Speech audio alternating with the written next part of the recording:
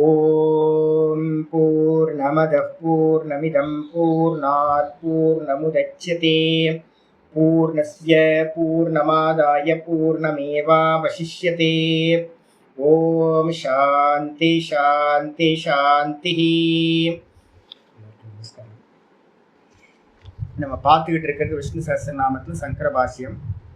இந்த 40ல இருந்து படிச்சிருவோம். விக்ஷரோரோஹிதோ மார்கோ ஹேதுர்தாமோதரः சஹः மஹீதரோ மகாபாகோ வேகவானமிதாசனः உத்பவः க்ஷோபனோ தேவः ஸ்ரீகர்ப்ப பரமேஸ்வரः கரணம் காரணம் கர்த்தா விகர்த்தா கஹனோ குஹः व्यवसायो व्यवस्थानः संस्थानस्थानदो ध्रुवः परर्धी परमस्पष्टः तुष्टः पुष्टः सुपेक्षणः रामो विरजो मार्गो नेयो नयो नयः. विरजो சொல்ல விரதோ ரெண்டு பாட்டு பேதம் இருக்கு.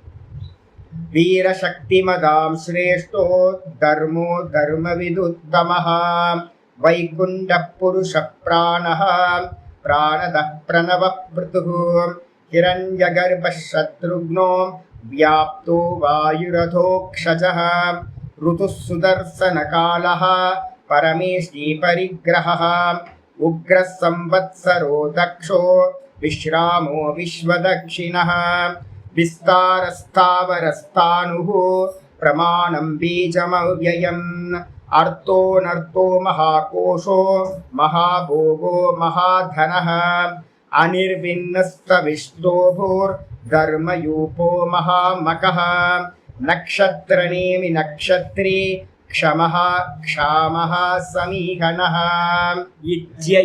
यज्ञयुज्यो महेज्यश्च क्रतुसत्रं सताङ्गतिः सर्वदर्शी विमुक्तात्मा सर्वज्ञो ஞானமுத்தமம். 48வது ஸ்லோகத்தோட வியாக்கியானம் பார்த்துட்டு இருக்கோம். இதுல நேத்து பாத்தீங்கன்னா எங்க முடிச்சிருக்கோம் அப்படின்னா பகவானோட நாமம் 450 வரைக்கும் முடிச்சிருக்கோம். 449வது நாமம் பாத்தீங்க அப்படின்னா சத்திரம் அப்படின்னு பேர். முக்கியமானது அது. 449வது நாமம் சத்திரம். சத்திரம்ன்றதுக்கு அர்த்தம் பாத்தீங்கன்னா பிரசித்தம் எது அப்படின்னா நைமிஷாரண்யத்துல நடந்த யாகம். பாகவதத்தோட ஆரம்பத்திலேயே பாத்தீங்க அப்படின்னா இந்த சத்திர யாகத்தை பத்தி பாத்தீங்கன்னா உல்லேಖனம் சொல்லப்பட்டிருக்கு. சத்திர யாகத்துலதான் பாத்தீங்கன்னா அநேக புராணங்கள் எல்லாம் பாத்தீங்கன்னா உபதேசிக்கப்பட்டது அப்படின்னு சாஸ்திரங்கள் எல்லாம் சொல்லுது. அப்ப அந்த சத்திர யாகம்ன்றது பாத்தீங்கன்னா அர்த்தம் என்ன சுவாமி அப்படின்னு கேட்டீங்கன்னா ஒரு மீனிங் எடுக்கணும். சத்திர யாக ரூபத்துல பகவான் இருந்தார் அப்படின்னு. யஜ்யம் பார்த்துட்டோம், பகவான் பாத்தீங்கன்னா யஜ்ய ரூபமா இருக்கார். கிரதூன்னு பார்த்துட்டோம், பகவான் பாத்தீங்கன்னா யூபஸ்தம்பம் நட்டு பண்ணக்கூடிய யாகமா பகவான் தான் இருக்கார். அதுக்கப்புறம் சத்திர யாகமா பாத்தீங்கன்னா சத்திர ரூபத்துல பகவான் இருக்கார் அப்படின்னு பார்த்துட்டோம். ஆச்சாரியர் பண்ணும்போதே பாஷ்யம் பண்ணும்போது என்ன சொன்னார்? ஆசதி உபைதி சோதனா லக்ஷணம் சத்திரம் அப்படின்னு சொன்னார். சோதனா லட்சணம் அப்படின்னா பாத்தீங்கன்னா நியோக விதி வாக்கியங்கள், ஒருத்தரை ஈடுபட வைக்கக்கூடிய வாக்கியங்களுக்கு பேர் சோதனா அப்படின்னு பேர். இதை பண்ணு அப்படின்னு உங்களை நியோகம் பண்ணக்கூடியது. இதை பண்ணு இதை பண்ணாத அப்படின்னு எந்த சாஸ்திரம் சொல்லுதோ அதுக்கு பேர் தர்மம் அப்படின்னு பேர். அந்த தர்மத்தை பாத்தீங்கன்னா ஆசதி அப்படின்னா என்ன அர்த்தம்? அடைய பண்ணுவது. பூரணமா தர்மத்தை அடைய பண்ணக்கூடியது எதுவோ அந்த தர்ம சாஸ்திரங்கள் எல்லாம் சொல்லப்பட்டது பாத்தீங்கன்னா சத்திரம் அப்படின்னு பேர். ஆசதி அப்படின்றதுக்கு அர்த்தம் பூரணமா அடையப்படுதல். எதை பூரணமா அடையிறோம்? சோதனா லக்ஷணோ தர்ம. சோதனா லக்ஷணம்னு சொல்லக்கூடிய தர்மமானது விதி நிஷேதங்களை உடைய டோன்ட் டூஸை உடைய தர்மமானது பூரணமாக அடையப்படுவது எதுவோ அது சத்திரம். அப்ப சத்திர யாகத்துல என்ன நடந்திருக்கும் அப்படின்னு கேட்டீங்கன்னா சனாதன தர்மத்தை பத்தின எல்லா விஷயங்களும் கர்மம் உபாசனா ஞானம் பக்தி எல்லாம் பாத்தீங்கன்னா அந்த யாகத்துல பாத்தீங்கன்னா நடந்திருக்கு. பூரணமான சித்தாந்தத்தை பாத்தீங்கன்னா அடைய பண்ணதா அந்த சத்திரம் இருக்கு. சத்திர வடிவத்துல பகவான் இருக்கார். இது ஒரு மீனிங். ரெண்டாவது மீனிங் பண்ணும்போது சதஸ்திராயத்தே இது இதுவா அப்படின்னு இருக்கு. சதன்றது வந்து பாத்தீங்கன்னா கத்தியர்த்த தாத்துல சொல்லுவோம். கதி, சத் கதி அப்படின்னு ஒரு தாத்து இருக்கு, அநேகம் இருக்கு. சத்து கதி அப்படின்ற தாத்துவை எடுத்துக்கிட்டீங்க அப்படின்னா திரும்ப திரும்ப பிறக்கிறது இருக்கு பாத்தீங்களா, சந்தான கரணம் அப்படின்னு ஒண்ணு இருக்கு. சத்திர அப்படின்ற ஒரு தாத்துக்கு வந்து பாத்தீங்கன்னா சந்தான கிரியாயாம் அப்படின்னு ஒரு அர்த்தம் இருக்கு. திரும்ப திரும்ப வந்து பாத்தீங்கன்னா பிறக்கிறத வந்து பாத்தீங்கன்னா தடுக்கக்கூடியது எதுவோ அதுக்கு பேரு சத்திரன்னு பேர். அப்ப என்ன அர்த்தம் அப்படின்னு கேட்டீங்கன்னா, சத்துன்றதுக்கு அர்த்தம் பிறத்தல், திரும்ப திரும்ப நம்ம ஜென்மம் எடுத்துக்கிட்டே இருக்கிறது. அதை வந்து பாத்தீங்கன்னா நம்மளை அது மாதிரி ஜென்மம் எடுக்காம தடுக்கக்கூடியது எதுவோ அதுக்கு பேர் வந்து பாத்தீங்கன்னா சத்திரம் அப்படின்னு பேரு. பகவான் என்னவா இருக்காரு அப்படின்னா அந்த பிறவியை நாசம் பண்ணக்கூடியவரா சத்திர சுரூபமாக இருக்கின்றார் அப்படின்னு அர்த்தம் எடுக்கணும். சத்கதி அர்த்த தாத்துவத்துல எடுத்துக்கணும். அதுக்கப்புறம் சத்திரன்றது வந்து சந்தான கிரியாயாம்னு ஒரு தாத்து இருக்கு, அதுல இருந்தும் சத்திரம் செய்யப்படும். இதுக்கப்புறம் வந்து பாத்தீங்கன்னா 450வது நாமம் படிச்சோம். சதாம் கதிகி. சதாம் கதிகி அப்படின்றதுக்கு அர்த்தம் வந்து பாத்தீங்கன்னா சாதுக்களுக்கு வந்து பாத்தீங்கன்னா பரமகதியாக இருப்பவர், புகலிடமாக இருப்பவர். பரமகதின்னு என்ன அர்த்தம்? பரமபதம் அவர் தான். நம்ம எல்லாம் அடையறதுக்காக எதுக்காக பிரயத்தனம் பண்ணிட்டு இருக்கோம் அப்படின்னு கேட்டீங்கன்னா, சாதுக்களா இருந்து நல்ல தர்மத்தை அனுஷ்டானம் பண்ணி நம்ம எதை அடையறதுக்கு ட்ரை பண்றோம் அப்படின்னு கேட்டீங்கன்னா அந்த பகவானோட சரணாகதியை தான் நம்ம அடைய ஆசைப்படுறோம். அதுதான் வந்து பாத்தீங்கன்னா சதாங்கதின்னு பேர். பகவானோட பாதார விந்தம் தான் பரமபதம். அதை தான் நம்ம அடையறதுக்கு இந்த காரியங்கள்லாம் பண்றோம். ஆச்சாரியர் சொல்லும்போது சொல்றார் சதாம். சதாம்ன்றதுக்கு அர்த்தம் என்ன எடுக்கணும்? முமுக்ஷூனாம். தர்மிகளை கூட ஆச்சரியர் பண்ணல. சதாம்ன்றதுக்கு அர்த்தம் நம்ம என்ன பண்றோம்? தர்மிகள் அப்படின்னு சேர்த்துக்கிறோம். நிறைய ஊர்ல ஏகப்பட்ட தர்மிகள் இருக்காங்களே சுவாமி அப்படின்னா யாருக்குமே விடுதலை அடையணுன்ற இச்சையே இல்லை. எல்லாரும் வந்து பாத்தீங்கன்னா சௌக்கியமா வந்து பாத்தீங்கன்னா சத்துவகுண பிரதானம், நல்ல சத்துவகுணம் அதிகமாக நல்ல தர்மிகளா இருப்பாங்க. எல்லாம் சௌக்கியமா தானே போயிட்டு இருக்கு அப்படின்னு அவங்களுக்கு உள்ளுக்குள்ளார அந்த சத்துவகுணம் என்ன பண்ணும்? சுகத்தை தந்துகிட்டே இருக்கும். அப்ப சுகஸ்வரூபமா இருக்கிறதுனால அவங்களுக்கு லிபரேஷன் அடையணும்ன்ற ஆசை வந்து பாத்தீங்கன்னா பிராமணர்களுக்கு ரொம்ப கம்மி. அப்ப வந்து பாத்தீங்கன்னா சஃபரிங் வந்ததுக்கு அப்புறம் தானே வந்து உங்களுக்கு முமுட்சுத்துவமே வரும். அப்ப அதனாலதான் ஆச்சாரியர் போடும்போதே சதாம்ன்றதுக்கு அர்த்தம் போடும்போதே முமுட்சூனாம் அப்படின்னு போட்டார். போதுப்பா அந்த சம்சாரத்துல இருந்து விடுபடணும் அப்படின்னு எவனுக்கு எண்ணம் இருக்கோ அப்படிப்பட்ட முமுட்சுக்களுக்கு, சாதுக்களுக்கு ந அந்யா கதிரிதி, வேற கதியே இல்லை. அதனால வந்து பாத்தீங்கன்னா பகவான் தான் கதி, வேற கதியே இல்லை அப்படின்னு வந்து பாத்தீங்கன்னா இருக்கிறதுனால பகவான் வந்து பாத்தீங்கன்னா சதாங்கதி அப்படின்னு பேர். பகவான் அது மாதிரிதான் முமுட்சுக்கள்லாம் இருக்காங்க. இப்ப எங்களை மாதிரி இருக்க ஆட்களுக்கெல்லாம் சன்னியாசிக்கெல்லாம் என்ன கத்தின்னு நினைக்கிறீங்க? வேற ஏதாவது கத்தி இருக்கா அப்படின்னு கேட்டா போக்கத்தவன் பேர். கத்தி இல்லாதவர் அப்படின்னு நம்ம சொல்லுவோம். கத்தியே இல்லை, வேற கத்தியே இல்லை நம்ம சொல்றோம்ல. வேற கத்தி இல்லைன்னா என்ன அர்த்தம்? போக்கு இல்லாதவர். எங்க போறது? இருக்கிறது ஒரே சரணாகதி என்னன்னு கேட்டீங்கன்னா பகவானை தான் அடையணும். வேற கத்தியே இல்லை, வேற மார்க்கமே இல்லை. அமெரிக்கா போலாமா சாமி? இல்லை சாமி. லண்டன் போலாமா? ஆல்ப்ஸ் மலையை பார்க்க போலாமா? சுவிட்சர்லாந்து? எங்கேயும் போவேனா சாமி. ஏன் சுவாமி அப்படின்னா உள்ள இருக்கிற பகவானை தான் அடையணும். அந்தர்முக யாத்திரா பண்ணி பகவானை தான் அடையணும். அதனால வந்து பாத்தீங்கன்னா முமுட்சுக்களுக்கு தான் வந்து பாத்தீங்கன்னா வேற கதி இல்லாம பகவான் தான் கத்தின்னு இருக்கிறதுனால பகவானுக்கு பேரு சதாங்கதி. முமுட்சுக்களுக்கு அடைக்கலமாக இருப்பவர் சொல்லியாச்சு. இன்னைக்கு பாட்டம் ஆரம்பிக்குது 451வது நாமம். சர்வதர்ஷி அப்படின்னு பேரு. சர்வதர்ஷினா என்ன சுவாமி அப்படின்னு கேட்டீங்கன்னா சர்வேஷாம் பிராணினாம், எல்லாத்தையும் அறிபவருக்கு பேரு, பார்ப்பவருக்கு பேர் வந்து பாத்தீங்கன்னா சர்வதர்ஷி. எப்படி பார்க்கிறார் சுவாமி அப்படின்னா ஆச்சாரியர் பாஷ்யத்துல பண்றார் சர்வேஷாம் பிராணினாம், இந்த லோகத்தில் இருக்கக்கூடிய எல்லா ஜீவராசிகளும் பிராணிகளுக்கும் கிருத அகிருதம் சர்வம் பஷ்யதி, நம்ம எல்லாம் பண்ணின புண்ணியத்தையும் பாப்பத்தையும், கிருத்தம் அப்படின்னா புண்ணியம் எடுத்துக்கணும், அக்கிருத்தம் அப்படின்னா பாப்பம் எடுத்துக்கணும். செஞ்சது செய்யாதது, என்னெல்லாம் புண்ணியம் பண்ணமோ அதையும் என்னெல்லாம் பாப்பம் பண்ணமோ அதையும், நம்மளுடைய கர்மங்கள் எல்லாத்தையும் வந்து பாத்தீங்கன்னா சர்வம் பஷ்யதி. ஒரு நேற்று நான் சொன்னேன்ல, ஒரு எறும்புக்கு வந்து பாத்தீங்கன்னா ஒத்த கால் இல்லை, ஒரு குரங்குக்கு வந்து பாத்தீங்கன்னா ஒத்த கண்ணுல வந்து ப்ராப்ளம், ஒரு குரங்குக்கு வந்து பாத்தீங்கன்னா மூக்கு காணும், மூக்கு இல்லை பாருங்க, யோசிச்சு பாருங்க. ஒரு குரங்குக்கு மூக்கு இல்லை, ஒரு குரங்குக்கு ஒத்த கை இல்லை, ஹேண்டிகேப்டா இருக்கு. அப்போ இதெல்லாம் ஏன் அது மாதிரி இருக்கு? ஒரு கரப்பாம்பூச்சிக்கு வந்து பாத்தீங்கன்னா ஒரு ஆண்டனா காணா போச்சு, ஏன் போச்சுன்னு தெரியல. ஒரு பல்லிக்கு வந்து பாத்தீங்கன்னா ஒத்த கால் இல்லை. அப்போ வந்து பாத்தீங்கன்னா இத்தனை விதவிதமா மனுஷங்கள்ல இருந்து எல்லாத்துக்கும் என்ன கர்மா, அவங்க என்ன கர்மாவை பண்ணினாங்க, என்ன பாப்பத்தினால வந்து பாத்தீங்கன்னா இது நடந்திருக்கு அப்படின்னு புண்ணியம் பாப்பம். இப்ப நமக்கெல்லாம் புண்ணியம் கிடைச்சதுனால நம்ம என்ன பண்றோம், இந்த பாட்டத்தை கேட்டுக்கிட்டு இருக்கோம் விஷ்ணு சகஸ்ரநாமத்தை. என்ன புண்ணியம் பண்ணோம் தெரியாது, நமக்கு தெரியுமா? யோசிச்சு பாரு, என்ன புண்ணியம் பண்ணீங்க நீங்க என்ன புண்ணியம் பண்ணீங்கன்னு கேட்டா நமக்கு தெரியுமானா தெரியாது. பகவான் வந்து பாத்தீங்கன்னா எல்லாத்தையும் தெரிஞ்சவர். நம்ம பண்ண புண்ணியம் பாப்பம் எல்லாத்தையும் வந்து பாத்தீங்கன்னா சர்வம் பஷ்யத்தை, எல்லாத்தையும் பார்க்கின்றார். எப்படி பார்க்கிறார் சுவாமி அப்படின்னு கேட்டீங்கன்னா, சுவாபாவிகேன போதேன இதி சர்வதர்ஷி. சுவாபாவிக போதம் அப்படின்னு என்ன அர்த்தம்? பகவானோட ஒரிஜினல் சுவாவம் எது அப்படின்னா சத்தியம் ஞானம் அனந்தம் பிரம்ம. அவரோட சொரூப்பம் என்ன சொரூப்பம் சாமி அப்படின்னு கேட்டீங்கன்னா அலுப்தத்திற்கு கண்களை மூடாம இருக்கிறவர். அவருக்கு வந்து பாத்தீங்கன்னா சதா ஞான சுரூப்பியா இருக்கிறவர், எல்லாத்தையும் பார்க்கிறவர் தான் வந்து பாத்தீங்கன்னா பகவான். அதனால எல்லாத்தோட உள்ளத்துல இருந்துகிட்டும் எல்லாத்தையும் வந்து பாத்தீங்கன்னா பார்த்து கொண்டே இருக்கிறார். நம்ம பண்ற எல்லா புண்ணியமும் தெரியும், எல்லா பாப்பங்களும் தெரியும். அதனால வந்து பாத்தீங்கன்னா சர்வதர்ஷி அப்படின்னு பகவானுக்கு பேர். இதுக்கப்புறம் 452வது நாமம் விமுக்தாத்மா.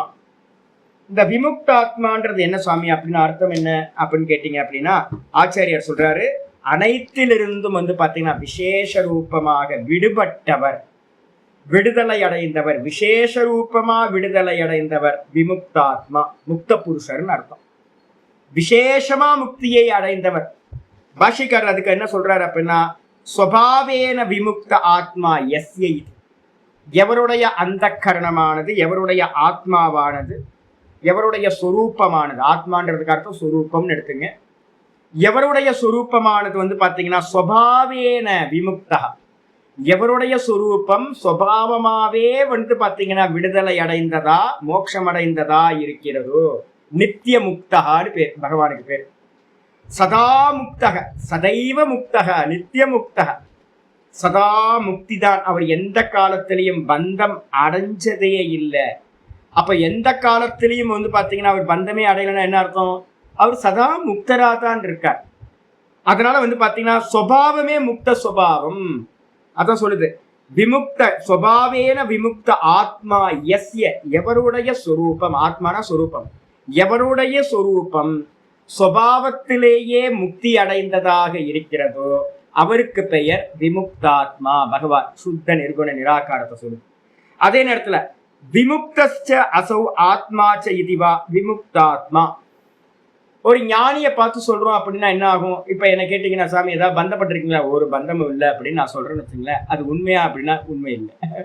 ஏன் அப்படின்னு கேட்டீங்கன்னா, சும்மா சாதாரணமா லௌகிகத்துல எனக்கு பந்தம் எதுவுமே இல்லை. இப்போ உங்களை மாதிரி கிரகஸ்தர்களா இருக்கிறவங்களுக்கு இருக்கிற பந்தம் ஒரு சன்னியாசிக்கு இல்லை. எந்த பிஸ்னஸ் இல்லை, குழந்தை இல்லை, எந்த ஒய்ஃப் இல்லை, சில்ட்ரன்ஸ் இல்லை, பிஸ்னஸ் இல்லை, சொசைட்டில பெரிய கமிட்மெண்ட் இல்லை. அப்போ நிறைய இடத்துல பந்தத்துல இருந்து விடுபட்டு இருந்தாலும், ஆனா வந்து பாத்தீங்கன்னா என்ன இருக்கு? கர்ம பந்தம் இருக்கே, சஞ்சித கர்மா திரும்ப திரும்ப ரீபர்த்தை கொடுத்துக்கிட்டே இருக்குமே. அப்போ நான் வந்து பாத்தீங்கன்னா விடுதலை அடைஞ்சேனா அப்படின்னா இல்ல. அப்ப எப்ப வந்து பாத்தீங்கன்னா ஒருத்தன் ஆத்ம ஞானத்தை அடையிறானோ அவன் என்ன ஆகுறான்? விமுக்தஸ்ச அசௌ. இது முதல் மீனிங் வந்து விமுக்த ஆத்மாவை பண்ணிருங்க. விமுக்தகன்றதுக்கு அர்த்தம் வந்து பாத்தீங்கன்னா முக்தி அடைந்தவராகவும், அசௌ ஆத்மாச்ச, அது மட்டுமல்ல ஆத்மாவாகவும் இருப்பதால் பகவான் வந்து பாத்தீங்கன்னா விமுக்தராகவும் இருக்கார், விடுதலை அடைந்தவராகவும் இருக்கார், ஆத்மாவாகவும் இருக்கின்றார். அதனால அவருக்கு பேர் விமுக்த ஆத்மா அப்படின்னு ஒரு பேர் வந்துச்சு. 2வது லட்சணம் ஆச்சாரியர் சொல்றாரு வந்து பாத்தீங்கன்னா, விமுக்த ஆத்மான சாதுக்கள்கிட்ட எப்படி சுவாமி கொண்டு வர்றது, நம்மள மாதிரி முமுட்சுக்கள்கிட்ட எப்படி கொண்டு வர்றது அப்படின்னு கேட்டீங்கன்னா, கட்டோபனிஷத் மந்திரத்தை வந்து பாத்தீங்கன்னா ஆச்சாரியர் சொல்றார், விமுக்தஸ்ச விமுச்சியதே இது ஸ்ருதேஹே. கட்டோபனிஷத்துல வந்து பாத்தீங்கன்னா 2வது அத்தியாயம் 2வது வள்ளி, நமக்கு 5 வள்ளி 6 வள்ளி தானே, 6ல 5வது வள்ளி, 5வது வள்ளி 1வது மந்திரத்துல வந்து பாத்தீங்கன்னா சொல்லியிருக்கு. என்ன சொல்லியிருக்கா அப்படின்னா ரொம்ப அற்புதமான மந்திரம் சொல்லுது. இப்ப நம்மள மாதிரி பகவானை விட்டுருந்து சாமி, அவர் வந்து நித்திய முக்தர். இப்ப நமக்கு என்ன சாமி அப்படின்னு கேட்டீங்கன்னா, அந்த 5வது வள்ளியில 1வது மந்திரம் சொல்லுது. ஃபுல் மந்திரத்தை நான் படிக்கிறேன். புரம் ஏகாதசத்வாரம், புரம் ஏகாதசத்வாரம் அஜஸ்யா வக்ரசேதசஹ அனுஷ்டாயன சோச்சதி விமுக்தஸ்ச விமுச்யதே ஏதத்வை தத். அற்புதமான மந்திரம். இந்த இந்த பிரம்ம தத்துவம் எப்படிப்பட்டதா இருக்கு அப்படின்னு கேட்டீங்கன்னா, பிறப்பில்லாதது, அஜஸ்ய, பிறப்பில்லாதது பகவானோட அந்த பிரம்ம தத்துவம். அது மட்டும் இல்லாம அவக்கிரக அப்படின்றதுக்கு அர்த்தம் வந்து பாத்தீங்கன்னா கோணல் மாணல் இல்லாதது, நிர்விகார ரூபம். நிர்விகார ரூபம்னா சச்சிதானந்தம், நிர்விகாரம் தான், அது வந்து வெறும் பிரகாசம், அவேர்னஸ் மட்டும்தான். அவக்ர சேதசக, சுத்தமான சைத்தன்ய பிரம்மத்துக்கு வந்து பாத்தீங்க அப்படின்னா ஏகாதச துவாரம். அந்த உள்ள இருக்கிற அந்த பிரம்மம் இருக்கு பாத்தீங்களா, எது ஹிருதயத்துல இருக்கக்கூடிய அந்த பிரம்மத்துக்கு வந்து பாத்தீங்கன்னா எத்தனை துவாரம் சுவாமி அப்படின்னா ஏகாதச துவாரம். சுவாமி நீங்க கீதையில 9 துவாரம் தானே படிச்சீங்க, நவத்வாரே புரே தேகி நைவ குருவன்ன காரையன் அப்படின்னு. கட்டோபனிஷத்துல வந்து 11 துவாரம் சொல்லியிருக்கு அப்படின்னு கேட்டீங்கன்னா, பொதுவா எத்தனை நமக்கு வந்து ஹோல்ஸ் இருக்குன்னு பார்த்தா எத்தனை சொல்லுவோம்? 2 கண்ணு, 2 காது, 2 மூக்கு, 1 வாய், 2 4 6 7 வந்து மேல வந்துருச்சா, சப்த சீர்ஷாணி. தலையில வந்து பாத்தீங்க அப்படின்னா 7 ஓட்டை இருக்கு நமக்கு. அப்புறம் பிரசித்தமா கீழே வந்து பாத்தீங்கன்னா மலத்வாரம், அப்புறம் மூத்திர துவாரம் 2, மொத்தம் எத்தனை? 9 துவாரம் ஆயிடுதா? அப்ப 11 துவாரம்னு சொல்லப்பட்டிருக்கே சுவாமி அப்படின்னு கேட்டீங்கன்னா, நாபிஸ்தானத்தை ஒரு துவாரமா எடுத்துக்கணும், பிரம்மரந்தரத்தை வந்து பாத்தீங்கன்னா ஒரு துவாரமா எடுத்துக்கணும். நிறைய இடத்துல 11 துவாரங்கள் சொல்லப்பட்டிருக்கு, 9 துவாரமும் சொல்ல. 11 துவாரம் சொன்னா நாபிஸ்தானத்தையும் இந்த பிரம்மரந்தரத்தையும் எடுத்தீங்கன்னா 11 ஓட்டை. கூட வந்து பாத்தீங்கன்னா துவாதச துவாரமும் அப்படின்னு இருக்கு, 12 ஓட்டை இருக்கான். 12 ஓட்டை அன்னூறு எங்க சாமி இருக்கு அப்படின்னு கேட்டீங்கன்னா, வலது கால் கட்டை விரல்ல வந்து பாத்தீங்கன்னா ஒரு ஹோல் சொல்லப்பட்டிருக்கு யோகிகளுக்கு. அப்ப மொத்தம் 12 ஓட்டை சொல்லியிருக்கு. இந்த உள்ள இருக்கிற பிரம்மம் இது வழியா என்ன பண்ணுது அப்படின்னா ரேஸ் வந்து பாத்தீங்கன்னா வெளிப்படுத்துது.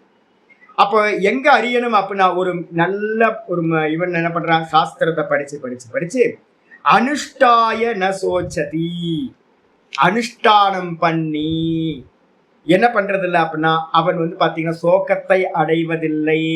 அனுஷ்டானம் பண்ணினா என்ன சாமி அனுஷ்டாய அப்படின்னா, ஆச்சாரியார் வந்து பாத்தீங்க அப்படின்னா சொல்றார், அவரோட பாஷ்யத்துல வந்து பாத்தீங்கன்னா சொல்றார், அந்த பரமேஸ்வரனை வந்து பாத்தீங்கன்னா புறசுவாமினம் அனுஷ்டாய, இந்த புறத்துல ஹிருதயத்துல இருக்கக்கூடிய அந்த சுவாமிய பிறப்பில்லாத சச்சிதானந்த சுரூபமா சத்திர சுரூபமா சாதுக்களுக்கு பரம கதியா இருக்கக்கூடிய அந்த பகவான் உள்ளதான் இருக்கார் அப்படின்னு அனுஷ்டாய. அனுஷ்டானா என்ன அர்த்தம்?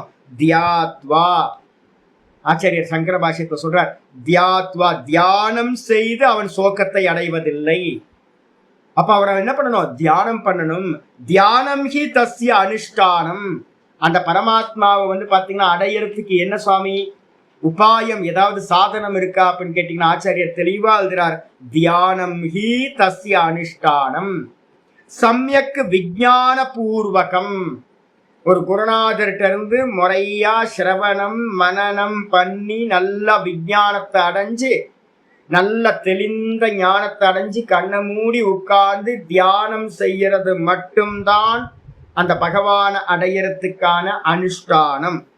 தம் சர்வைஷனா விநிர்முக்தக.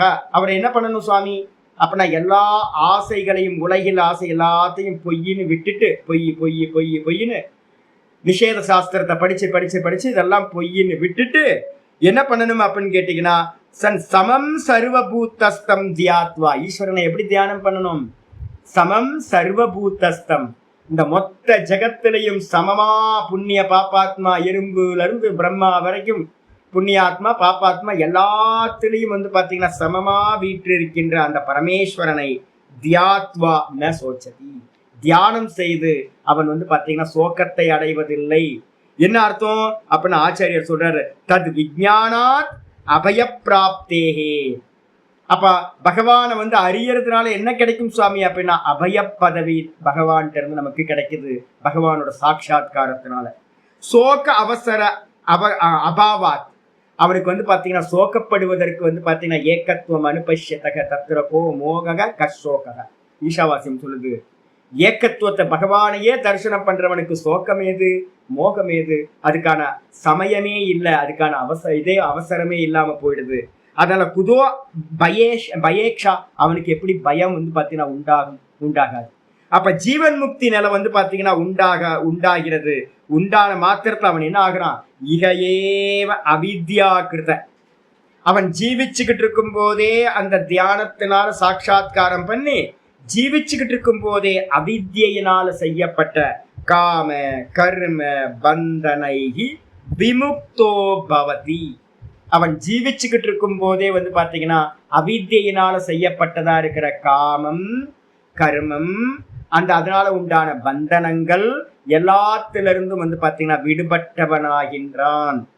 விமுக்தக இப்ப வந்துருச்சா? விமுக்தாத்மா இருக்குல்ல, அப்ப பகவான் விமுக்தர் தான், நித்திய முக்தர் தான். அப்ப ஜீவன் என்ன பண்றான் அப்படின்னு கேட்டீங்கன்னா, ஜீவன் சிரவணம் மனனம் பண்ணி பகவான அனுஷ்டானம்னா தியானம் பண்ணி அவன் என்ன பண்றான்? பந்தங்களிலிருந்து விடுபடுத்து விமுக்தனா ஆகின்றான், விடுபட்டவனா ஆகின்றான்.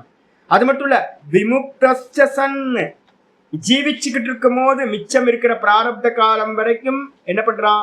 அப்படியே முக்தனாவே இருந்து அதுக்கப்புறம் விமுச்சியதே, விமுக்தஸ்ச விமுச்சியதே, அதான் ஆச்சரியர் கோட் பண்ணியிருக்காரு. விமுக்தஸ்ச விமுச்சியதே என்ன சாமி, 2 வாட்டி விடுபட்டவன் விடுபடுகின்றான். தமிழ்ல சொன்னீங்கன்னா அது அப்படியே விடுபட்டவன் விடுபடுகின்றான்.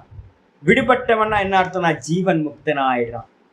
ஜீவிச்சுக்கிட்டு இருக்கும் போதே இந்த லோகத்துல நல்லா முக்த சுரூபத்துல இருந்து எந்த ஒரு கமிட்மெண்ட்டும் இல்லாம லிபரேட்டட் சோலா இருந்து ஜீவன் முக்தனா இருந்து சரீரத்தை விட்ட பிறகு என்ன ஆகுறான்னு கேட்டீங்கன்னா விதேக முக்தியை அடைகின்றான்.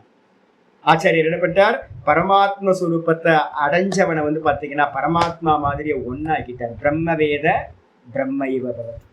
அப்ப பிரம்மமும் வந்து பாத்தீங்கன்னா விமுக்தாத்மான்னு சொல்லப்படுது.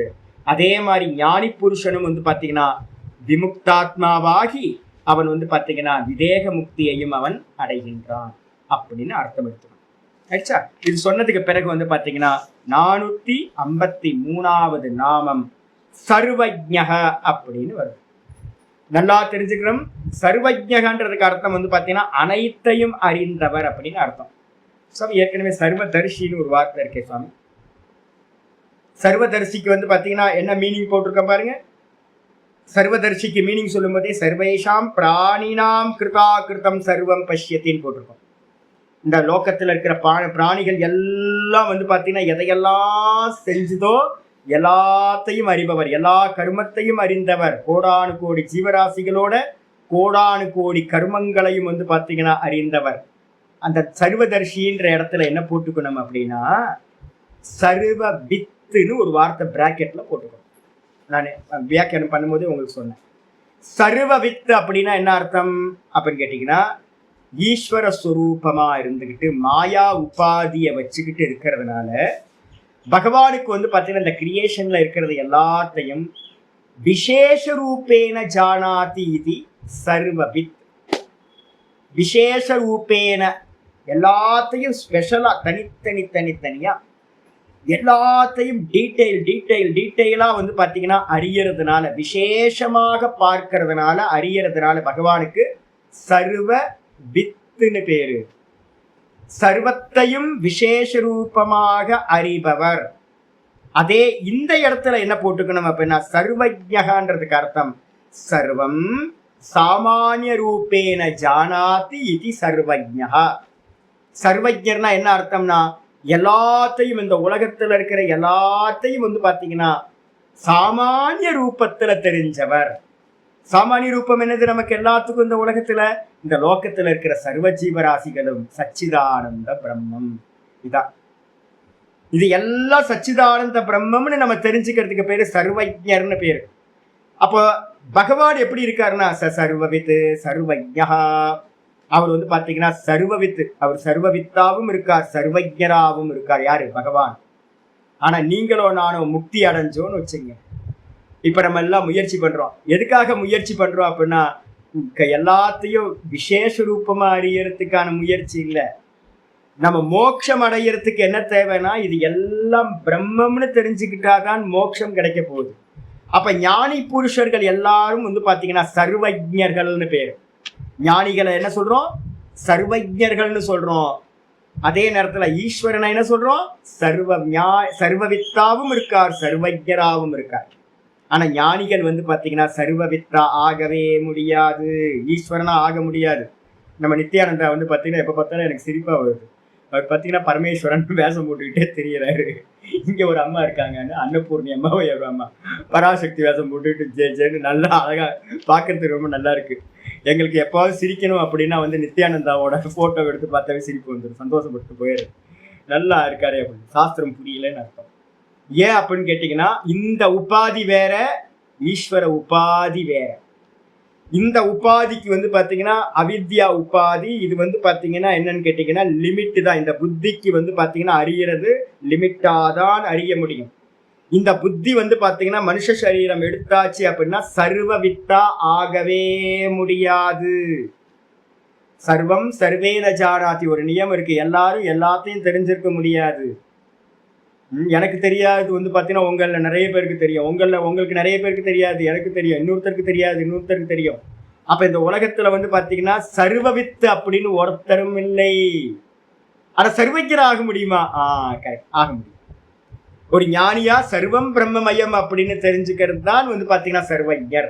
ஆனா ஒரே ஒருத்தர் தான் இந்த உலகத்துல சர்வவித்து சர்வஜர், பகவான் மட்டும்தான்.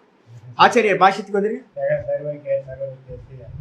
ஞானமயம் தப முண்டகோபனிஷத்து மந்திரம் இருக்கு. 1:9 முண்டகோபனிஷத்துன்னு போட்டுக்கிட்டீங்க அப்படின்னா வந்து பாத்தீங்கன்னா அப்படியே முண்டகோபனிஷத்துல மந்திரமே இருக்கு. 1:9 ஒன்னாவது இதுல 9வது மந்திரம் இருக்கு. யக சர்வஜ்ஞः சர்வவித் யஸ்ய ஞானமயம் தபஹ தஸ்மாத் ஏதத் பிரம்ம நாம ரூபமன்னம் ச ஜாயதே அப்படின்னு ஒரு மந்திரம் இருக்கு. ச யக சர்வஜ்ஞக சர்வவித். பகவானுக்கு என்ன பேரு? சர்வஜ்ஞா சர்வவித். பகவான் வந்து பாத்தீங்கன்னா சர்வஜராவும் இருக்கார், சர்வவித்தாவும் இருக்கார். அதனால்தான் வந்து பாத்தீங்கன்னா சர்வதர்ஷி சர்வஜ்ஞான்னு ரெண்டு இதுவும் சொல்லியாச்சு. பாஷ்யத்துல என்ன சொல்றாரு ஆச்சாரியார் பார்ப்போம். சர்வஸ்ச அசௌ ஞஸ்ச இது சர்வஜ்ஞா. பகவான் எப்படி சுவாமி இருக்கார் அப்படின்னா எல்லாமா இருக்கார். எப்படி அறியறார்? சர்வத்தையும் எப்படி அறியறார் அப்படின்னா அவர் தான் அகமாத்மா குடா கேசகன் இருக்காரா, அந்த பிரம்மம் தான் எல்லாமா இருந்துகிட்டு எல்லாத்தையும் அறியலாம். எல்லாமா இருந்துகிட்டு அவர் தான் எல்லாமா இருக்கார், அனைத்துமா அவர் தான் ஆனார், அவரே எல்லாத்தையும் அறிகின்றார். அதான் சொல்றது சர்வஸ்ச அனைத்துமாக இருந்து கொண்டு, அசௌ ஞஸ்ச அறிபவராகவும் இருக்கிறதுனால அவருக்கு பேர் சர்வஜர் அப்படின்னு பேர். பகவான் தான் எல்லாமா இருக்கார், பகவான் தான் அறிபவரா இருக்கார், அதனால அவருக்கு பேர் சர்வஜர். இதம் சர்வம் எதயம் ஆத்மா இது சுருத்தேகே. ஆச்சாரியர் நல்ல கொட்டேஷன் கொடுக்கிறார். இதம் சர்வம் எதயம் ஆத்மா. சர்வஜனுக்கு என்ன இருக்கணும் அப்படின்னு கேட்டீங்கன்னா இதம் சர்வம் எதயம் ஆத்மா. இது அனைத்தும் எந்த ஆத்மாவாகவே இருக்கிறதோ. பிருகதாரண்ய உபநிஷத்துல இருக்க மந்திரம் இது. இது எல்லாம் ஆத்மாவாகவே இருக்கிறது அப்படின்றதுதான் வந்து பாத்தீங்கன்னா சர்வஜத்துவம். இது வந்து பிரம்மஞானிக்கு வந்து பாத்தீங்கன்னா உண்டாகிறது. இப்ப நம்ம சிரவணம் மனனம் எல்லாம் முடிச்சதுக்கு பிறகு என்ன ஞானம் உண்டாகும் அப்படின்னு கேட்டா இது சர்வமும் சர்வம் பிரம்மமயம் சொல்றோம்ல, அதுதான் இதம் சர்வம்.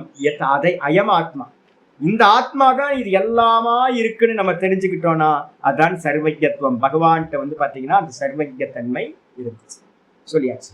இதுக்கு அப்புறம் வந்து பாத்தீங்கன்னா 454வது நாமம் ஞானம் உத்தமம்.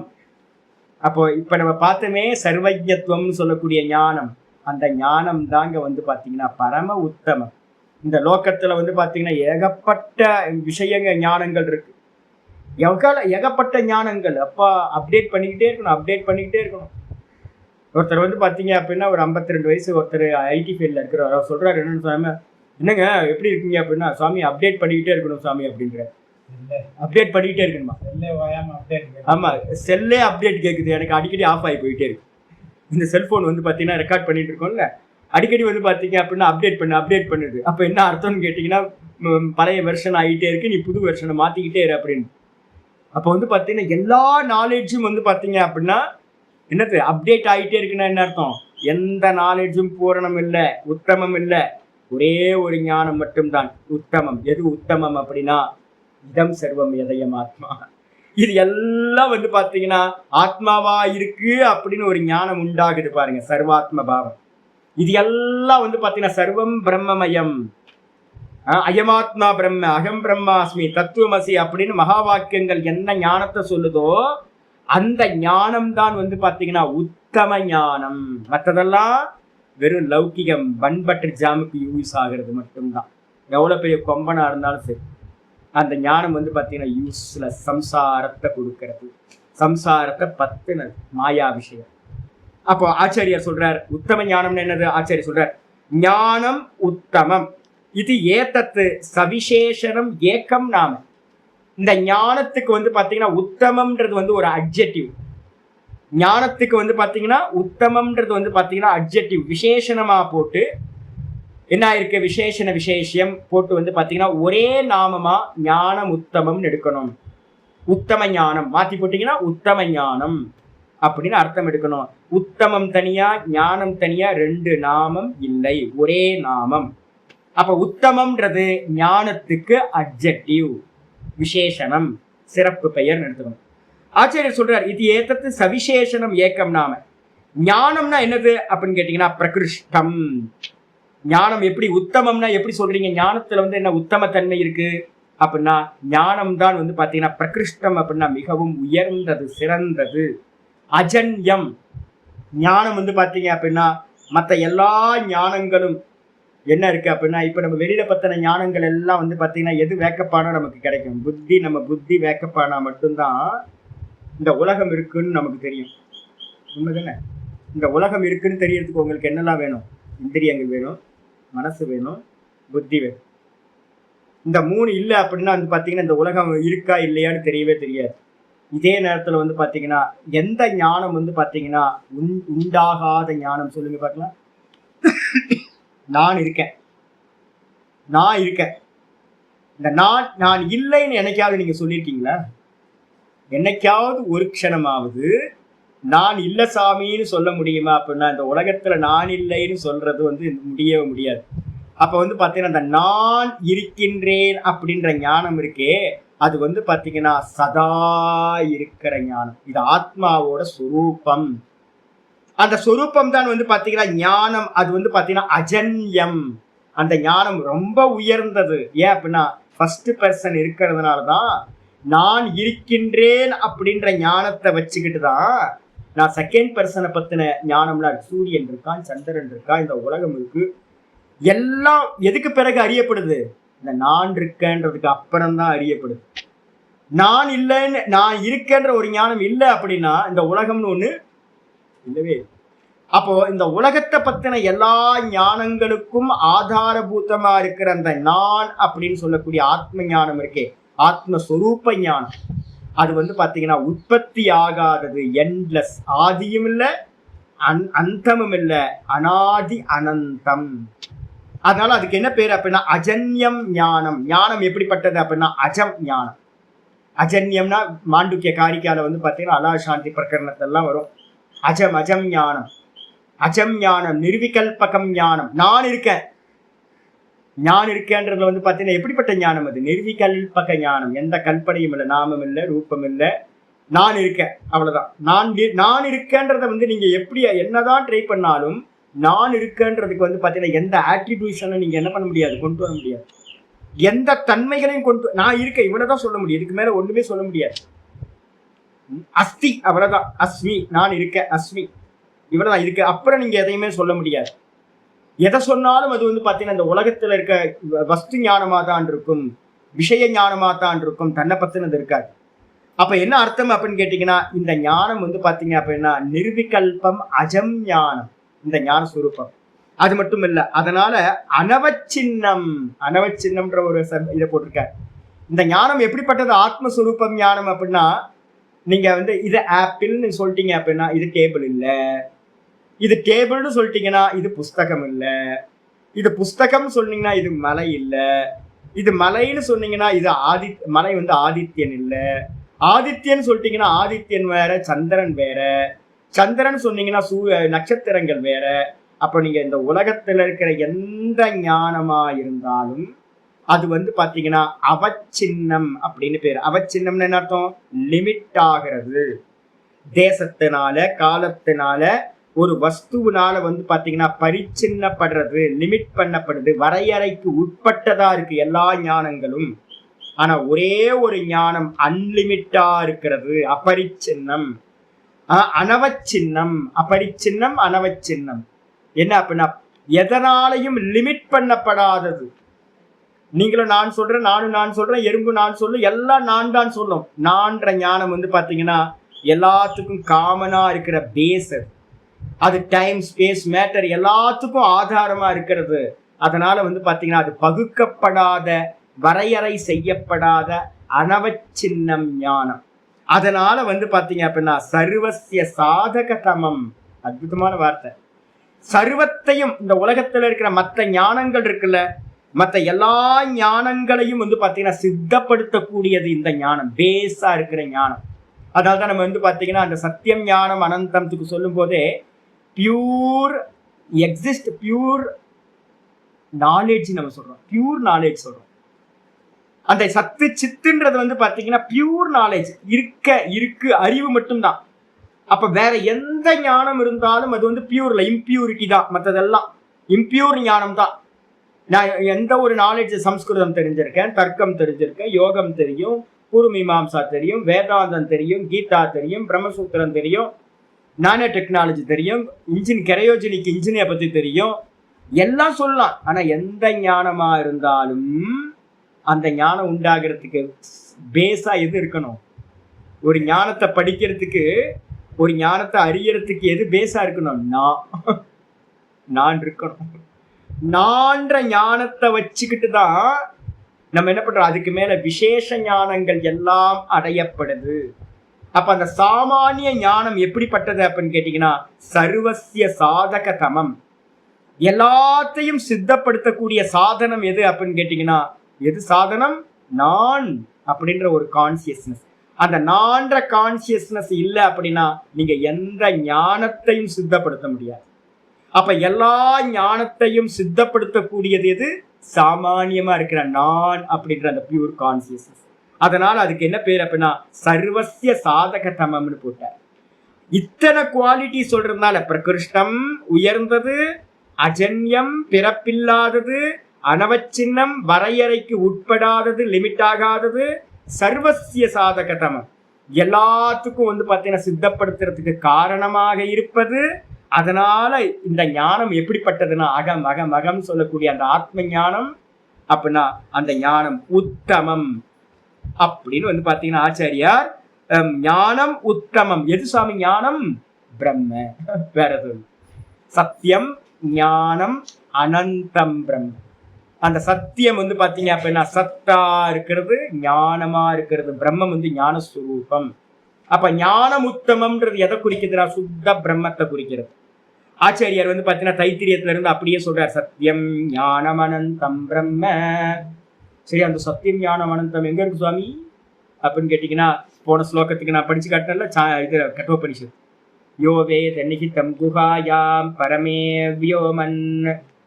எங்க சுவாமி இருக்கு அந்த பிரம்மம் அப்படின்னு கேட்டீங்கன்னா, எல்லாத்தோட ஹிருதயத்திலையும் வந்து பாத்தீங்கன்னா சதா அகம் அகம் அகம் அகம்னு அந்த பரமாத்மா வந்து பாத்தீங்கன்னா இருக்காரு. அப்ப வந்து பாத்தீங்கன்னா அதை அறியணும், அதான் ஞானம்.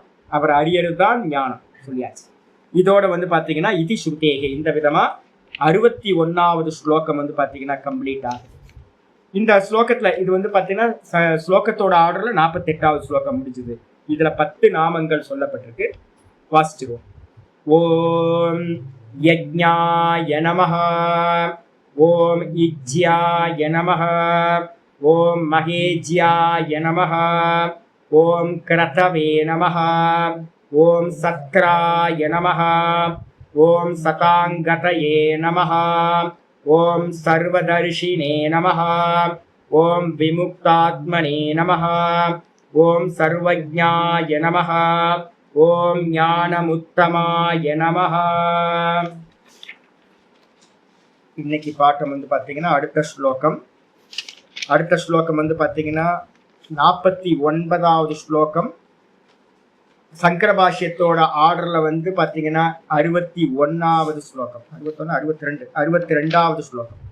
சங்கர பாஷ்யத்தோட ஆர்டர்ல 62, ஸ்லோகத்தோட ஆர்டர்ல வந்து பாத்தீங்கன்னா 49வது ஸ்லோகம். சுவ்ரத சுமுக சூக்ஷ்மஹா சுகோஷ சுகிருத சுகத சுகிருத் சுகோஷ சுகத சுகிருத் மனோஹரோஜித க்ரோதோ மனோஹரோஜித க்ரோதோ வீரபாகுர் விதாரணஹ வீரபாகுர் விதாரணஹ சுவ்ரத சுமுக சூக்ஷ்மஹ சுகோஷ சுகத சுகிருத் மனோஹரோஜித க்ரோதோ வீரபாகுர் விதாரணஹ. ஆயிடுச்சு. இதுல வந்து பாத்தீங்க அப்படின்னா 1 2 3 4 5 6 7 8 9 10 நாமங்கள் வந்து பாத்தீங்கன்னா இதுல சொல்லப்பட்டிருக்கு. 10 நாமங்கள் என்னென்ன? சுவ்ரதா, பகவானுக்கு பேர் வந்து பாத்தீங்கன்னா ஈஸ்வர நாமம். இது ஒவ்வொரு சுத்த பிரம்மமா இதான் எடுக்கும்போது லாஸ்ட் நாமம் என்ன பார்த்தோம்? சுத்த பிரம்மத்துக்கு பார்த்தோம். உத்தமம் ஞானம், சுத்த பிரம்மம். அதே அடுத்தது வந்து பாத்தீங்கன்னா சுவிருத்தன்றது வந்து பாத்தீங்கன்னா ஈஸ்வர நாமம். ஈஸ்வரன் வந்து பாத்தீங்கன்னா ஒரு பெரிய விரதம் எடுத்திருக்கார். என்ன விரதம் அப்படின்னா நமே பக்த பிரணஷ்யதி. கீதால வந்து பாத்தீங்கன்னா போன அத்தியாயத்துல 9வது சாப்டர்ல பார்த்தோம், என்னுடைய பக்தர்கள் நாசத்தை அடைவதில்லை.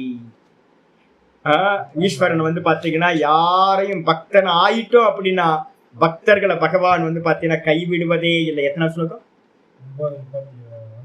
9:31 போட்டுங்க இந்த நாமத்துக்கு பக்கத்துல. 9:31 பகவான் சொல்றாரு என்னன்னு கேட்டீங்கன்னா வந்து பாத்தீங்கன்னா க்ஷிப்ரம் பவதி தர்மாத்மான்ற.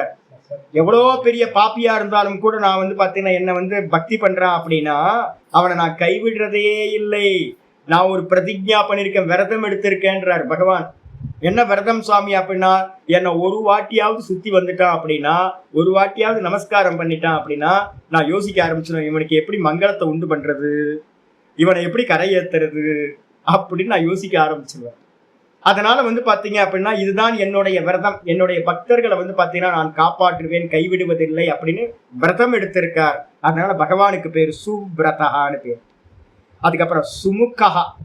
சுமுகக அப்படின்னா என்ன அர்த்தம் அப்படின்னு கேட்டீங்கன்னா அவருடைய முகம் எப்படிப்பட்டது அப்படின்னா ரொம்ப பிரசன்னம், ரொம்ப சௌந்தரியமான முகத்தை உடையவர். அதனால அவருக்கு பேரு சுமுகஹா அப்படின்னு பேரு. சுமுகஹா அப்படின்னா நிறைய ராமருக்கு தான் சொல்லுவோம், கிருஷ்ணருக்குலாம் சொல்ல மாட்டோம். கிருஷ்ணர் வந்து பாத்தீங்கன்னா வேற பேசு, ராமர் வந்து பாத்தீங்கன்னா எப்பவுமே ஒரு ஸ்மைல். இவர் ஆஹாஹான்னு சிரிக்கிறவர் யாரு? நம்ம கிருஷ்ணர்.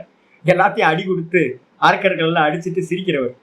ஆனா இவரு வந்து பாத்தீங்கன்னா ராமர் எப்படி இருப்பாருன்னா எப்ப பார்த்தாலும் பிரசன்னமா, ஒரு வாய் வந்து பாத்தீங்கன்னா ஒரு கோடு போட்ட மாதிரி இருக்கும். வாயை திறந்து சிரிச்சே ராமரை பார்த்திருக்க முடியாது. ராமர் வந்து எப்ப பார்த்தாலும் எந்த சூழ்நிலையிலையும் சிரிச்சுட்டு இருப்பார். ஒரு கோடு போட்டா, வாய் போடுறது ஈஸி பகவானுக்கு, ராமருக்கு ஒரே ஒரு கோடு போட்டு லைட்டா ஒரு இது போட்டீங்க அப்படின்னா எப்பவுமே பர்மனண்டா அப்படிதான் இருப்பார். சுமுகா, எப்பவுமே அப்படியே பிரசன்ன முகமா இருக்கிறவர் பகவான். அதுக்கப்புறம் சூக்ஷ்மஹா, பகவான் எப்படிப்பட்டவரா இருக்கார் அப்படின்னு கேட்டீங்கன்னா ஸ்தூலம் இல்லை, சூக்ஷ்மமா இருக்கார். அனோரணியான் மகதோ மகியான். பகவான் வந்து பாத்தீங்கன்னா அணுவுக்கும் அணுவாக சூக்ஷ்மமாக இருப்பவர், ஹிரண்ய கர்ப்பர்னு பேர். அதுக்கப்புறம் சுகோஷக அப்படின்னா என்ன அர்த்தம்? வேத வடிவா இருக்கார். பகவான் தான் வந்து பாத்தீங்கன்னா சர்வ வேத ஸ்வரூபமா இருக்கார். வேத கோஷமா வந்து பாத்தீங்கன்னா பகவான் இருக்கார். எங்கெல்லாம் வேதம் வந்து பாத்தீங்கன்னா ஓதப்படுதோ அங்கெல்லாம் வந்து பாத்தீங்கன்னா வேத கோஷம் இருக்கிற இடத்துல எல்லாம் அந்த வேதமா பகவான் இருக்கார். வேதமே பகவானோட ஸ்வரூபம். அதுக்கப்புறம் வந்து பாத்தீங்கன்னா சுகதஹா அப்படின்னு என்ன அர்த்தம்? சுகம் ததாதி இது சுகதஹா. சுகத்தை வந்து பாத்தீங்கன்னா கொடுப்பவர். 2 அர்த்தம் இருக்கு. சுகம் கொடுப்பவர், அதே அதர்மிகளோட சுகத்தை வந்து பாத்தீங்கன்னா கண்டனம் பண்றவர். தா வந்து பாத்தீங்கன்னா 2 அர்த்தத்துல சுகத, சுகம் சுகம் ததாதி, சுகம் கண்டயதி, 2 அர்த்தம் இருக்கு. சுகத்தை கொடுப்பவரும் அவர்தான், அதர்மத்துல போறவங்களோட சுகத்தை வந்து பாத்தீங்கன்னா கண்டனம் பண்றவர், வெட்டி தூக்கி எறிகிறவரும் அவர் தான். அதனால அவருக்கு பேர் சுகதஹான்னு பேர். இதுவும் என்னது? ஈஸ்வரன், கர்மபல தாத்தாவா இருக்கிறது. அப்புறம் சுகிருத்து. சுகிருத்துனா என்ன சுவாமி அப்படின்னு கேட்டீங்கன்னா வெல்விஷர். எப்படியாவது வந்து பாத்தீங்கன்னா பகவானை நம்ம வந்து பாத்தீங்கன்னா என்னதான் வந்து பாத்தீங்கன்னா பக்தி பண்ணிட்டு இருக்கோம்னு வச்சுங்களேன், சுகிருத்துன்றதுக்கு அர்த்தம் வந்து பாத்தீங்கன்னா பிரதி உபகாரம் எதிர்பார்க்காம ஒருத்தருக்கு நல்லது பண்றவனுக்கு பேர் தான் வந்து பாத்தீங்கன்னா சுகிருத்துன்னு பேர். பகவானுக்கு வந்து பாத்தீங்கன்னா யோசிச்சு பாத்தீங்கன்னா பக்தர்கள் இடத்துல விசேஷமா அவர் எல்லாம் பண்றார். ஆனாலும் வந்து பாத்தீங்கன்னா பக்தி இல்லாதவனை கையா விட்டுறாரு. பகவான் வந்து பாத்தீங்கன்னா இந்த உலகத்துல எவ்வளவு பேர் நாஸ்திகவாதிகளா இருக்காங்க. எல்லா ஜீவராசியும் இருக்க என்ன சுவாமியை வந்து போய் கோயில்ல போய் சுவாமியை கும்பிட்டுட்டா இருக்கு, ஆராதனை ஏதாவது பண்ணுதா என்ன? உலகத்துல வந்து பாத்தீங்கன்னா பக்தர்கள் இல்லாத மற்றவர்களுக்கும் கூட எல்லா ஜீவராசிகளுக்கும் பகவான் என்ன பண்றார்? நல்லது பண்றார். இவன் எனக்கு வந்து பாத்தீங்கன்னா பூஜா பண்ணாதான் நான் இவனுக்கு நல்லது பண்ணுவேன், என்ன ஸ்தோத்திரம் பண்ணாதான் இவனுக்கு நல்லது பண்ணுவேன் அப்படின்னு பகவான் நினைக்கிறதே இல்லை. பிரத்யுபகாரம் எதிர்பார்க்காமல், பிரதிபல பலன் எதிர்பார்க்காமல் நல்லது பண்றவருக்கு பேரு பகவான் சுகுருத்து அப்படின்னு பேரு. ஆனா என்ன, எக்ஸ்ட்ரா பலன் வேணும்னா நீங்க என்ன பண்ணணும்? பக்கத்துல போகணும். 9வது சாப்டர்ல பகவத்கீதையில என்ன சொல்லியிருக்காரு அப்படின்னா, நம்ம லாஸ்டா படிச்சோம். அப்ப பாரபட்சம் இருக்கிறவங்களா ஆயிடுமே, பகவான் பக்தர்களை மட்டும் பாதுகாத்தாருனா அப்படின்னு கேட்டா, அக்னியோட திருஷ்டாந்தம் ஆச்சாரியா சொன்னார். நல்ல குளூர்ல வந்து பாத்தீங்க அப்படின்னா, நல்ல கிளேசியர்ல வந்து பாத்தீங்கன்னா நல்லா மரத்தெல்லாம் போட்டு, நல்ல ஃபயர்வுட் எல்லாம் போட்டு எரிக்க ஆரம்பிக்கிறோம். மரத்தை நல்லா எரிக்க வச்சுட்டு தூரத்துல போய் உட்கார்ந்துட்டா குளிர் போகுமா? அப்ப என்ன பண்ணணும்? குளிர் போகணும் அப்படின்னா பக்கத்துல, அக்னிக்கு பக்கத்துல வரணும். எவ்வளோ அக்னிக்கு பக்கத்துல வரீங்களோ அந்த அளவுக்கு குளிர் போகும். அதே மாதிரி பகவான் என்ன பண்றாரு? நம்ம பிரார்த்தனை பண்றது, பூஜை பண்றது எல்லாம் எதுக்காக அப்படின்னு கேட்டீங்கன்னா மோட்சத்துக்காக. அதே நேரத்துல யாரெல்லாம் பூஜை பண்ணலையோ அவங்களுக்கும் பகவான் தான் படி அளந்துகிட்டு இருக்கார் கர்ம பலனுக்கு ஏத்த மாதிரி. அதனால அவருக்கு பேர் சுகிருத்து இருக்கு. அதுக்கு அடுத்தது வந்து பாத்தீங்கன்னா மனோகரோ. பகவானுக்கு பேரு மனோகரக அப்படின்னா ஏன் பேர் சுவாமி அப்படின்னா மனதை கவர்பவர். இது வந்து பாத்தீங்க அப்படின்னா ஆல்மோஸ்ட் கிருஷ்ணனுக்கு தான் பொருந்தும். எல்லாத்தோடைய மனசையும் வந்து பாத்தீங்கன்னா களவாடியவர். 16,000 கோபிகைகளும் வந்து பாத்தீங்கன்னா கிருஷ்ணா கிருஷ்ணா கிருஷ்ணா கிருஷ்ணன் ஒரே ஒரே இதான் ஒரு மோகம் பண்ணி எல்லாத்தோடைய மனசையும் வந்து பாத்தீங்கன்னா மோகத்துல ஆழ்த்தினவன் வந்து பாத்தீங்கன்னா கிருஷ்ணன். அதனால அவனுக்கு பேர் வந்து பாத்தீங்கன்னா மனோகரஹா. அதுக்கு அடுத்தது வந்து பாத்தீங்கன்னா ஜிதக்ரோதக. ஜிதக்ரோதக அப்படின்னா பகவான் வந்து பாத்தீங்கன்னா குரோதத்தை ஜெயித்தவர். ஐயோ அரக்கர்கள் எல்லாம் கொண்டிருக்காரே சுவாமி அப்படின்னா அரக்கர்களை கொல்லும் போது கூட வந்து பாத்தீங்கன்னா சிரிச்சுக்கிட்டே கொண்டவர். அப்படி எங்கேயாவது குரோதப்பட்டார் அப்படின்னா அது கூட ஒரு ஆக்டிங்கா தான் நடந்திருக்க முடிய, அவருக்கு கோபம் என்பது உண்டாவதே இல்லை. கோபத்தை குரோதத்தை ஜெயித்தவர். அதனால பகவானுக்கு பேரு ஜிதக்ரோதகா. அதுக்கப்புறம் வீரபாகு. வீரபாகு அப்படின்னா என்ன அர்த்தம்? ராமரோட ஷோல்டரும் நான் ஏற்கனவே சொல்லியிருக்கேன், கிருஷ்ணரோட ஷோல்டர் ராமரோட ஷோல்டர் பார்க்கணும். படங்கள் போடுறவங்களுக்கு எல்லாத்துக்கும் ஒரு அனுகிரகம் பகவான் கொடுத்துருக்கார். முருகரை வந்து படம் வரைகிறவன் எல்லாத்துக்கும் ஒரு அனுகிரகம் இருக்கு. அம்பால படம் வரைகிறவன் எல்லாத்துக்கும் ஒரு அனுகிரகம் இருக்கு. அதே மாதிரி ராமரை படம் வரைகிறவன் எல்லாத்துக்கும் வந்து பாத்தீங்கன்னா பகவான் வந்து உள்ள இருந்து இப்படிதான் வரையணும்னு ஆர்டர் பண்ணுவார் போல இருக்கு. ராமரோட ஷோல்டரை பாத்தீங்க அப்படின்னு கேட்டீங்கன்னா பெருசா ஒரு வில்லாளியோட ஷோல்டர் இருக்கும். கிருஷ்ணர் கூட அப்படி இருக்காரு. அந்த கோதண்டத்தை வந்து பாத்தீங்கன்னா ஏந்தி ஏந்தி வந்து பாத்தீங்க அப்படின்னா கோதண்ட ராமருக்கு வந்து ஷோல்டர் எப்படி இருக்குன்னு கேட்டீங்கன்னா அப்படியே ஒரு 6 பேக் மாதிரி இருக்கும். நல்லா ஆமா, தோல் கண்டார் தோலே கண்டார் அப்படின்னு ஒரு பாட்டு இல்ல, ஃபேமஸான ஒரு பாட்டு இருக்குல்ல, தோல் கண்டார் தோலே கண்டார். அவர் ராமர். நான் வந்து பாத்தீங்கன்னா எங்கேயாவது ராமர் கோயிலுக்கு போனேன், எங்கேயாவது படம் பாக்குறேன் அப்படின்னா எனக்கு வந்து பாத்தீங்கன்னா முகத்தை காட்டின்னு வந்து பாத்தீங்கன்னா அந்த ஷோல்டர் மேல எனக்கு வந்து ராமரோட ஷோல்டர் மேல எனக்கு ஏதோ ஒரு காதல் இருக்கு. சின்ன ஷோல்டர்ல ஏதோ ஒரு மேஜிக் ஏதோ ஒரு இருக்குது. என்ன ஷோல்டர் இப்படி இருக்கு, நீளமா அந்த கை வந்து பாத்தீங்கன்னா நீளமா வந்து பாத்தீங்கன்னா முழங்கால் வரைக்கும் தொங்கிட்டு இருக்கும். அதோட அமைப்பு பாத்தீங்க அப்படின்னா அந்த கழுத்துக்கு மேல ராமரோட அந்த ஷோல்டர் பாத்தீங்கன்னா என்ன அற்புதமா இருக்கும், பார்த்துக்கிட்டே இருக்கலாம். தோல் கண்டார் தோலே கண்டார். அப்படிப்பட்ட ஷோல்டரை உடையவர். எப்படின்னா வீர பராக்கிரமத்தோட இருக்கிற ஷோல்டர். அப்படிப்பட்டவருக்கு பேரு வீரபாகுன்னு பேர். வீரபாகு வீரமான பராக்கிரமுடைய ஷோல்டரை உடையவர், தோலை உடையவர். அதுக்கப்புறம் வந்து பாத்தீங்கன்னா விதாரணக. விதாரணக அப்படின்னா என்ன அர்த்தம்? அசுரர்களை வந்து பாத்தீங்கன்னா நாசம் செய்தவர். அதனால அவருக்கு பேரு விதாரணக அப்படின்னு பேர். ஒவ்வொன்றா நாமம் பார்ப்போம். ஒரு நாமம் சொல்லுது என்னன்னு கேட்டீங்கன்னா சோபனம் விரதம் அஸ்ய இதி சுப்ரதா. முதல் நாமம் 480 எத்தனாவது நாமம் இது? 455வது நாமம். 455வது நாமம் சுப்ரதா. ரொம்ப அருமையானது. ஆச்சாரியா சொல்ற சுப்ரதக பிரிச்சிங்க அப்படின்னா சுஷ்டுகு விரதம். சுஷ்டுகு விரதம் அஸ்ய இதி. இவர்கிட்ட வந்து பாத்தீங்கன்னா ஒரு நல்ல விரதம் இருந்துச்சு பகவான்கிட்ட. அதனால அவருக்கு பேர் சுப்ரதகன்னு பேர். சூனா என்ன சுவாமி அப்படின்னா சோபனம் மங்களம். சூஃபார் சோபனம் மங்களம். ரொம்ப மங்களமான விரதத்தை உடையவர். யாரு அப்படின்னு கேட்டீங்கன்னா பகவான். என்ன சுவாமி அவர்கிட்ட விரதம் இருந்துச்சு, மங்களமான விரதம் அப்படின்னா ஆச்சாரியார் சொல்றாரு சகிருதேவ பிரபன்னாய தவாஸ்மீதி ச யாச்சதே அபயம் சர்வபூதேபியோ ததாமி ஏதத் விரதம் மம. வால்மீகி ராமாயணத்துல வந்து பாத்தீங்கன்னா சொல்லப்பட்டிருக்கு. சகிருதேவ பிரபன்னாய, ஒரே ஒரு முறை, நல்லா தெரிஞ்சுங்க, இப்ப கூட ஒண்ணும் இல்லை. நான் இப்ப சனிக்கிழமை வந்து பிரசாதம் கொடுக்கும்போது வந்து பாத்தீங்கன்னா, நாங்க கோயில வந்து பாத்தீங்கன்னா பிரசாதம் வாங்குறதுக்கு நிறைய பேர் வருவாங்களுடைய, சாமியை வந்து பிரதட்சணம் வரமாட்டாங்க.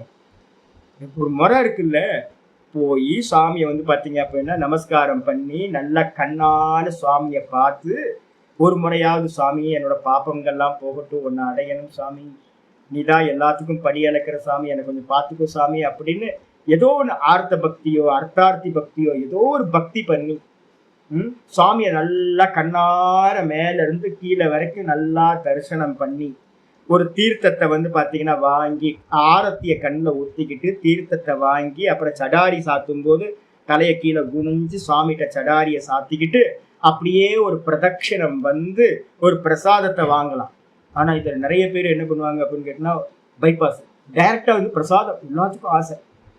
நாங்க என்ன பண்ணுவோம் அப்படின்னு கேட்டோம்னா, போய் வந்து பார்த்தீங்கன்னா பிரதட்சணம் பண்ணிட்டு வா அப்படின்னு எல்லாத்தையும் விரட்டி விடுவோம். ஏன் அப்படின்னு கேட்டீங்கன்னா, இவன் தெரிஞ்சு சுவாமியை வந்து பாத்தீங்க அப்படின்னா பிரதட்சணம் பண்ணாலும் தெரியாம பிரதட்சணம் பண்ணாலும் கூட வந்து பாத்தீங்கன்னா ஒரு பலன் கிடைக்கும். சுவாமியை வந்து பாத்தீங்கன்னா ஒரு கார்னர்ல போற போக்குல வந்து பாத்தீங்கன்னா இப்படி பார்த்துட்டு போனா கூட, கடைக்கண் பார்வை பார்த்தா கூட பகவான் கவுண்டிங்ல போட்டு பாருவோம், என்னை வந்து ஒரு ஓரக்கண்ணுல பார்த்துருக்கான் சுவாமி, என்னை வந்து பாத்தீங்கன்னா ஏதோ பிரசாதம் வாங்குறதுக்காவது என்னை வந்து பாத்தீங்கன்னா சுத்தி வந்திருக்கா, பிரதட்சணம் பண்ணியிருக்கா என்ன அப்படின்னு வந்து பாத்தீங்கன்னா பகவான் என்ன பண்ணுவார் அப்படின்னா, சகிருதேவ பிரதிபன்னாய, ஒரே ஒரு முறை, சகிருத்துனா என்ன அர்த்தம், ஒரு முறை, ஒரே ஒரு முறை வந்து பாத்தீங்கன்னா பிரதிபன்னாய பிரபன்னாயன சரணாகதி ஒருத்தன் பண்ணியிருக்கான் அப்படின்னா, சாமி உன்னை விட்டா வேற கதி இல்லை சாமி அப்படின்னு ஒரே ஒரு முறை, தவ அஸ்மீச்ச யாச்சதே, நான் உன்னோடவன் சாமி, உன்னை விட்டா எனக்கு யாரு சாமி இருக்கா, இதன்னு நம்ம வார்த்தையெல்லாம் சொல்றோம். நம்ம வந்து பாத்தீங்கன்னா லௌகிகமா பேசும்போது இதன்னு சாமிகிட்ட சொல்றோம், உன்னை விட்டா எனக்கு வேற ஆள் யாரு சாமி இருக்கா, நீ தான் பாத்துக்கணும் சாமி அப்படின்னு வந்து பாத்தீங்கன்னா யாராவது யாச்சனை பண்றாங்க அப்படின்னா, பிரார்த்தனை பண்றாங்கன்னா, பிச்சை கேட்கறாங்க அப்படின்னா சாமிகிட்ட நம்ம தானே பண்றோம், சாமி எனக்கு வேற வழியே இல்லை சாமி, நீ தான் சாமி பண்ணணும். தீனபாவத்துல, தீன தயாளன்ற பகவான், தீனபாவத்துல இருந்து யார் யாச்சனை பண்றாங்களோ அவங்களுக்கு நான் என்ன பண்றேன், அபயம் சர்வபூத்தேபியோ, எல்லா ஜீவராசிகளுக்கும் சுவாமியோட கை அபயஹஸ்தம் தானே இருக்கு. வரதஹஸ்தம் இருக்கும், அதுக்கப்புறம் வந்து பாத்தீங்கன்னா அபயஹஸ்தம் வச்சிருக்கோம். ரெண்டு கை வந்து பாத்தீங்கன்னா இப்படி வச்சிருப்பேன். அழகா வந்து பாத்தீங்க அப்படின்னா ஒரு கையில வந்து பாத்தீங்கன்னா நீ கேட்டதெல்லாம் நான் கொடுக்குறேன் சுவாமி, நீ பயப்படாத, நான் உனக்கு அபயம் நான் இருக்கேன் அப்படின்னு. இன்னொரு கையில வந்து பாத்தீங்கன்னா நீ கேட்ட வரத்தெல்லாம் கொடுக்குறேன்னு வரதஹஸ்தம் வந்து பாத்தீங்கன்னா இருக்கும். இது மாதிரி வந்து பாத்தீங்கன்னா அபயம் சர்வபூத்தேபியோ ததாமி ஏதத் விரதம் மம. அப்போ என்கிட்ட யாச்சனை பண்ணி நீதான் உன்னை விட்டா கதி இல்லைன்னு சொல்றவங்களுக்கும் இந்த உலகத்துல இருக்கிற சர்வபூத்தங்களுக்கும் நான் என்ன பண்றேன், அபயத்தை தருகின்றேன், இதுதான் என்னுடைய விரதம். அப்ப என்ன பண்ணணும், போகும்போதெல்லாம் நமஸ்காரம் பண்ணிக்கிட்டே இருக்கணும். ஒரு கோபுரத்தை பார்த்தா ஒரு நமஸ்காரம், ஒரு பருந்து வந்து மேல பறந்தா சுவாமி அப்படின்னு கண்ட வாகனா அப்படின்னா வந்து பாத்தீங்கன்னா ஒரு நமஸ்காரம். எதெல்லாம் பாக்குறப்போ ஈஸ்வரனை நினைச்சு ஒரு நமஸ்காரம் பண்ணிக்கிட்டே இருக்கிறது, என்ன ஒன்னை விட்டா கதி இல்லை சாமி அப்படின்னு. அப்ப அப்படி நினைச்சுக்கிட்டே இருக்கிறோம் அப்படின்னா நம்மளை வந்து கைவிட மாட்டார் பகவான், நமக்கு அபய பதவியை கொடுப்பார். இதுதான் பகவானுடைய விரதம் அப்படின்னு. இது ஸ்ரீராமாயணே ராம வச்சனம், இந்த விதமா ராமாயணத்துல ராமருடைய வச்சனமானது சொல்லப்பட்டிருக்கு. இதுக்கப்புறம் அதனால வந்து பாத்தீங்கன்னா சோபனம் விரதம் அஸ்ய இது சுப்ரதா அப்படின்னு பகவானுக்கு பேர். இதோட இன்னைக்கு நிக்கட்டு, நாளைக்கு மீதியை நம்ம பார்க்கலாம். ஏன்னா அடுத்த வந்து சுமுக்ககான்றது வந்து பாத்தீங்கன்னா ஒரு பெரிய நாமம், வியாக்கியானம் நிறைய இருக்கு ராமரை பத்தினது. அதனால வந்து பாதியில நிப்பாட்ட வேணா, நாளைக்கு பண்ணிக்கலாம். ஓம் பூர்ணமத பூர்ணமிதம் பூர்ணாத் பூர்ணமுதச்யதே பூர்ணஸ்ய பூர்ணமாதாய பூர்ணமேவாவசிஷ்யதே. ஓம் சாந்தி சாந்தி சாந்தி. ஹரி ஓம் ஸ்ரீ குருபியோ நமः. ஹரி ஓம். ஓம் காயேன வாச்சா மனசேந்திரியைர்வா புத்யாத்மனா வா பிரகிருதே ஸ்வபாவாத் கரோமி யத்யத் சகலம் பரஸ்மை நாராயணாயேதி சமர்ப்பயாமி. ஓம் தத்சத் இதி பரபிரம்மார்ப்பணமஸ்து. ஓம் ஸ்ரீராம ராம ராமேதி ரமே ராமே மனோரமே சகஸ்ரநாம தத்துல்யம் ராம ராம வராணனே.